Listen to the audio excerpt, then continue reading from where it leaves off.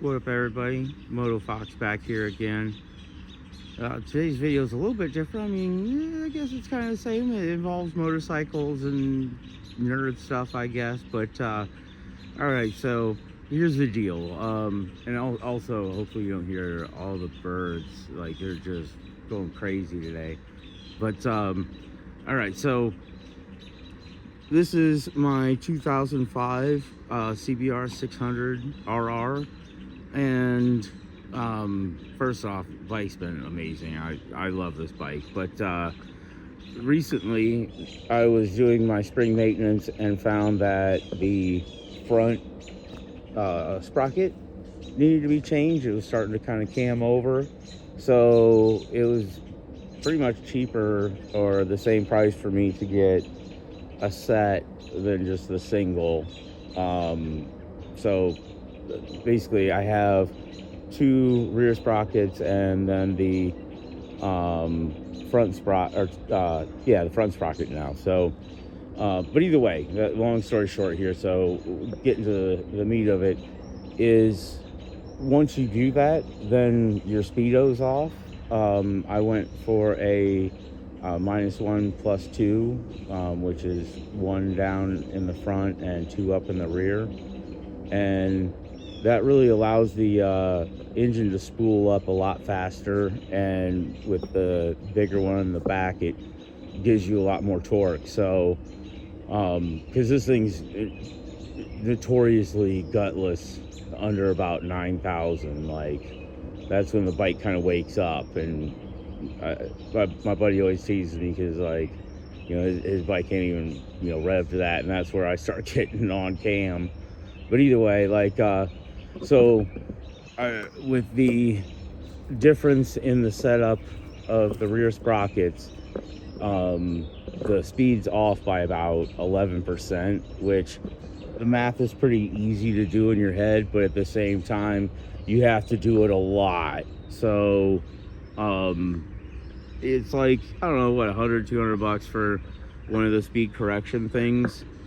But man, it's so cheap to make it. So, like, not easy but cheap. So I'm like, oh, I could do that, you know. And I've been looking for a reason to do an ESP32 project. So basically what I want to do is have be able to correct the speed and correct a couple other things, and maybe add some, you know, modern features basically that you get on basically just kind of every bike now. But in this generation, you know, I don't have that. So I have the board here. Oh yeah, that's right. I was gonna use a mag to stand on, but the pop can was enough. But either way, like, you know, say on this generation it came with regular LED or regular, you know, incandescent bulbs. So as soon as you put, you know, LEDs on it, the bike thinks that you have a light out because it's not draining as much power as it should. So that's one thing that I could fix. And then also, one of the big things that also I want to correct is, since I'm correcting the speed, if I just add in the RPM, then I can run a like a LED, or, you know, use my phone, whatever, to display what gear I'm in. So I mean, that's one of the big ones. Like, definitely now that I've changed the sprockets on it, you're just shifting a lot more. So well, I guess enough talking about it. This is the ESP32. I'll take it inside where there's less glare and stuff and kind of give you a tour of it. But I mean, it's not a lot of complicated components, but, you know, it's not easy either. And designing and, you know, putting software on it, that's tough. But either way, so, you know, you can see right now I just have the two because this is, it reminds you, this is just, this is version 1.1. Like, um, so it's just two development boards that are sandwiched together with pillars, and then those pillars connect to certain connections on the ESP32, and then you have the gyroscopic sensor here, and then the OLED display, and then I put two buttons on it, and it has the two buttons from the factory for the development board for the ESP32. So and then this is the buck connector back here, or buck converter, whatever, and then octacouplers, some resistors, and a bunch of other leads and stuff. But here in a second, I'll take you inside and we'll do a little tour of the software. But what I'm kind of looking for is, is this going to be something that other people experience, like, that would be interested in having something like this? Because you can buy a digital dash or whatever, but it doesn't come with any kind of software to correct your speed, or tire size is another thing I'm going to do, and then also maybe build in some like GPS or something. That way, if you don't want to do any settings or whatever, you can just hit a button, go for a ride and hit a button, and it corrects your speed automatically. So and then I don't know what else really to put on it, because like I said, I'm still really in the development stage on this. So and it's been just me working on this, so it's just my ideas. I'm sure if I get some feedback or something, hopefully in the comments, that I can really move on. But let's go ahead and let's wrap it up here, and we'll go in and take a look at some of the software on this guy. All right, and we are back. So this is what it looks like on the computer. Obviously, this still works on an iOS device. iOS is any smartphone, because it's connecting through Wi-Fi currently. So you just you'll see the address inside of your Wi-Fi list. You connect to it, and then just go to the web portal address, and you start here at the dashboard, of course, where it shows you anything that you have connected on the motorcycle. Say you have gas connected, it'll show you that. Turn signals, of course, your gear, RPM, speed, and then I have a different listing for your gears up here, because I'm pretty excited about being able to see my gear, honestly. Mainly six. I'm tired of shifting into six, twice.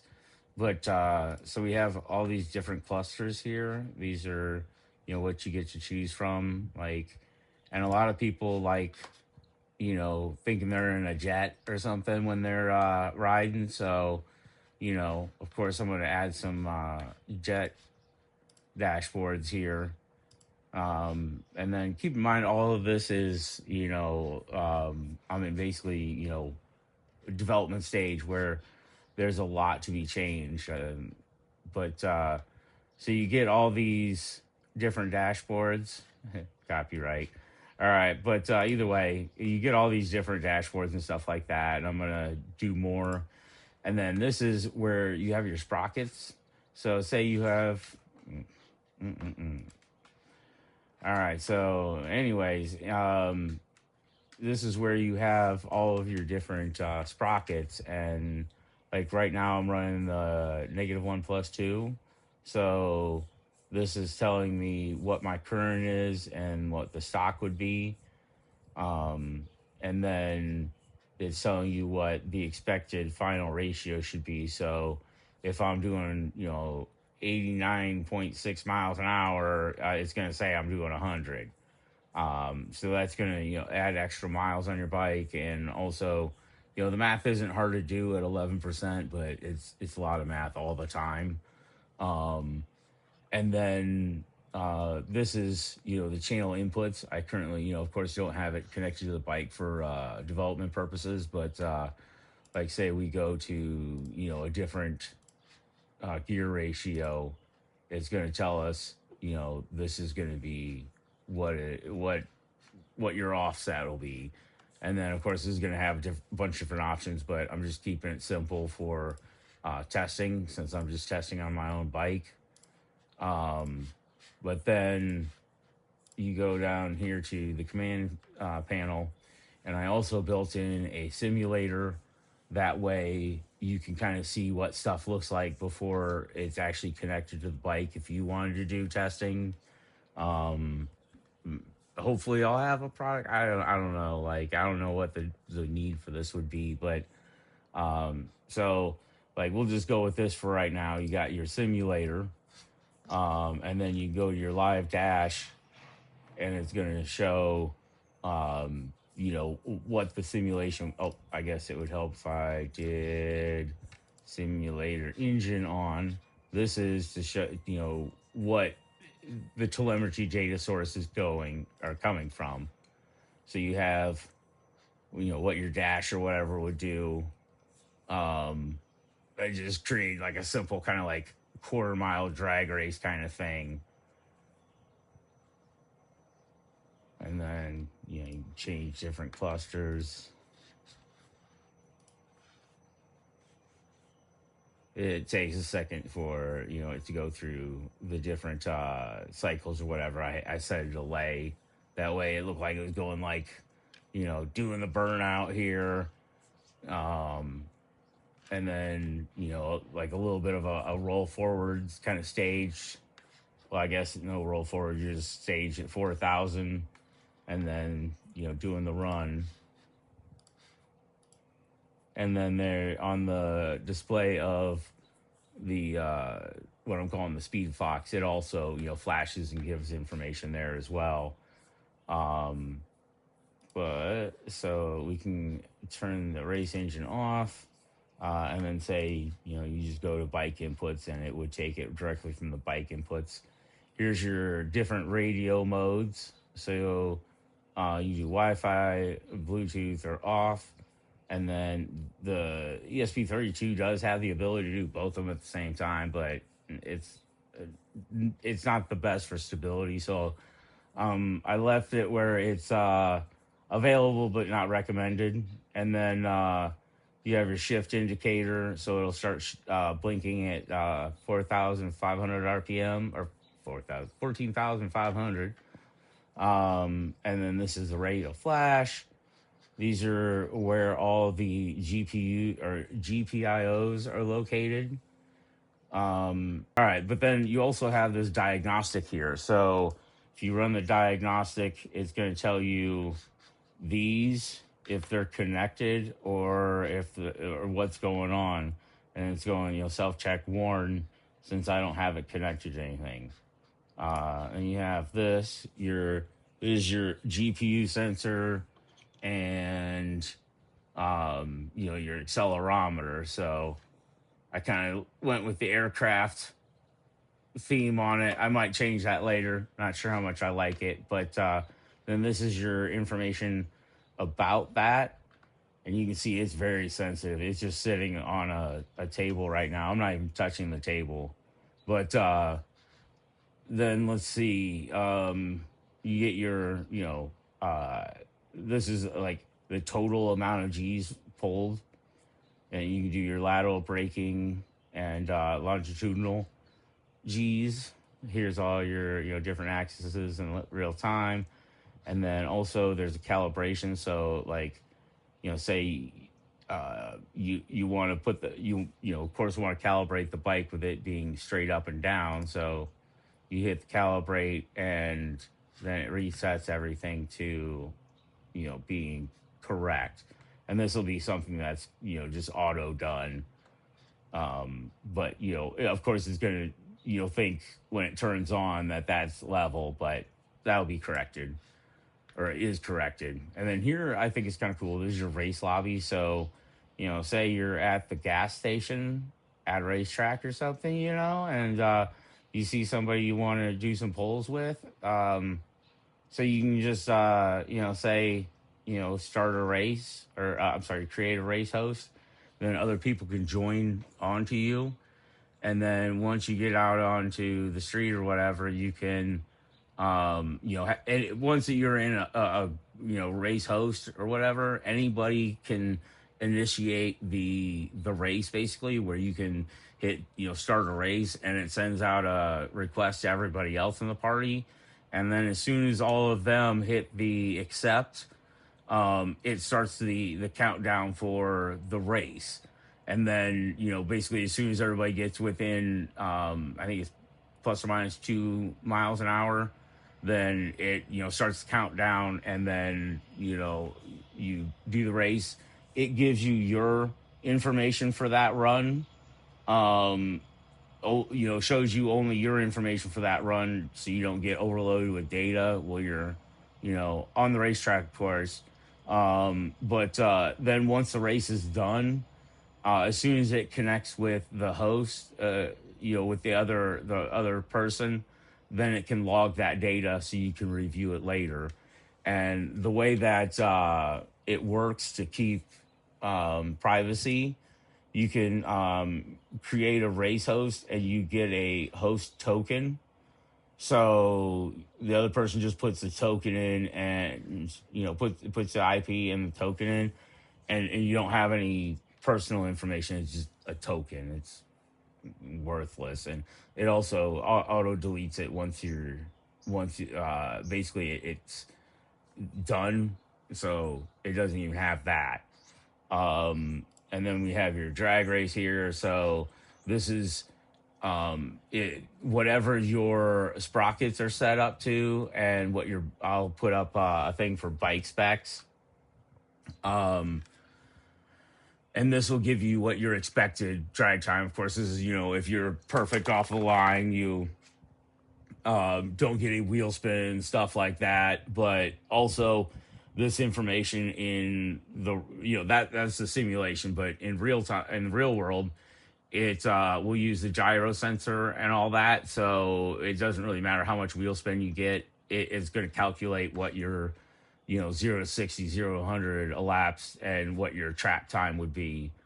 And then this is where it will save all of your records, whatever, your top, speed, your max RPM, all that kind of good stuff will get tracked on there. You get individual resets for them, and the reset all. And then on here, we have the maintenance log, which I really like, where, say you change your oil, you can see like how much oil life you have remaining, your hours since you've changed, the odometer, how much life you have on this oil, like how many miles you put on it, you get a trip on it. And then the total hours up here, I made that where that one will be set, where, of course you can go into the software and reset it, but there's no reset button on here. That way you can know what the actual hours on your either your machine or your total for your lifetime, whatever. So I really like those. And then it kind of gives you, when you're changing your oil, or basically when you go to change your oil, you get kind of a report on how much you actually got out of it. Like, I rode 2,000 miles last year, and this is how many hours the bike was idling, stuff like that. And you'll forget how much, how many miles you put on the oil, or how many miles you put on that oil, stuff like that. So I think all that's kind of cool. I'm looking for more feedback of what would be good. What kinds of stuff would you want on your motorcycle? Like, if you were, because new motorcycles come with auto turn signal cancellation, which I didn't really think about when I was developing this, so I didn't really put much time into building the hardware on that. But that's one thing that I thought of later, that you can do. Like, basically, you would just hook your turn signals into um, the the SpeedFoxx, and then after that, when you initiate your turn signal, and say you're on in traffic, sitting upright for uh 2 minutes or something, it'll just keep your turn signal on, and as soon as the gyro sensor senses you doing a turn, or the bike leaned over a little bit and then going straight back up, then it'll turn your turn signal off for you. Which I know a lot of people with that slightly older bikes, that's kind of a cool feature that would be nice to add to your bike. um so I'm really looking for some feedback, but if you're still here on this, then you might as well stick around for the hardware tour. So let me give you a little quick tour of the hardware, and we'll go from there. All right, here's a little bit of a hardware tour, a little bit of more of a close up for the nerds that have stuck around. Thank you.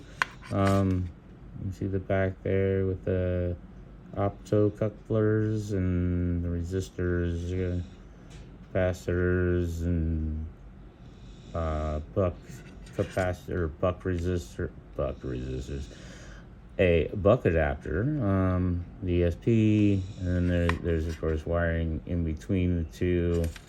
But here, we'll give you a little tour here. So you got on your main screen, you got just basic information. Of course, this screen used to be up here and the cord under it, but now that I added a gyro, things had to change and sacrifices had to be made. So you can see there's a header on all the screens, but it doesn't really matter in this because you don't need to see the header right now. So you hold the bottom button and it unlocks the device, gives you pretty much all the same information that you would see on the web portal. And if, like this screen, if you hold the button, you can select different things and change it.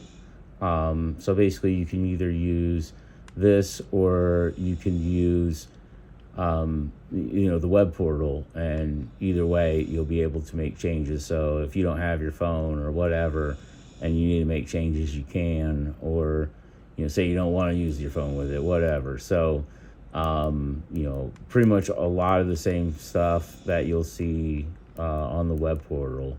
And then so you have, this is your main display, and then so I can turn on the race sim or the sim from here, but it's easier in this if I just turn it on using the web portal. So we have the